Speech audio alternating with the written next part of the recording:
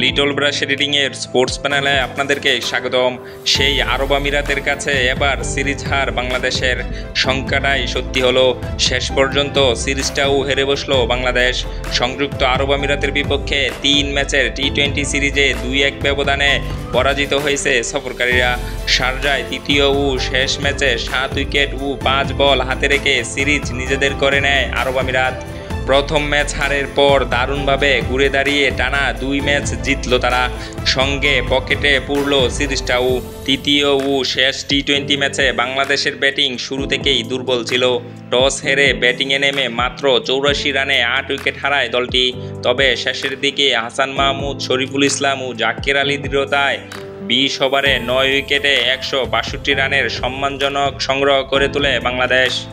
শেষ ওভারে আসে নাটকীয় 26 রান। তানজিদ হাসান 18 বলে 40 করে দলকে ভালো সূচনা এনে দেন। ইনিংসের শেষের দিকে হাসান মাহমুদ 15 বলে 26 ও শরীফুল ইসলাম 7 বলে 16 রান করে লড়াইয়ে ফেরান দলকে। জবাবে আমিরাত পাওয়ার পেতে 50 রান তুলে শুরুতেই ম্যাচের নিয়ন্ত্রণ নেয়। যদিও কিছু উইকেট হারায়, কিন্তু রান রেটের চাপ ছিল না। রাহুল চোপড়া, আলিশান সারাফু ও আসিফ খানের কার্যকর ব্যাটিংয়ে সহজেই জয় নিশ্চিত করে স্বাগতিকরা। বাংলাদেশের পক্ষে তানজিদ সাকিব ও রিশাদ হোসেন একটি করে উইকেট পেলেও বোলাররা ধারাবাহিক চাপ সৃষ্টি করতে ব্যর্থ হন। এই হারে বাংলাদেশ দ্বিতীয়বারের মতো কোনো সহযোগী দেশের বিপক্ষে টি-20 সিরিজ হারল।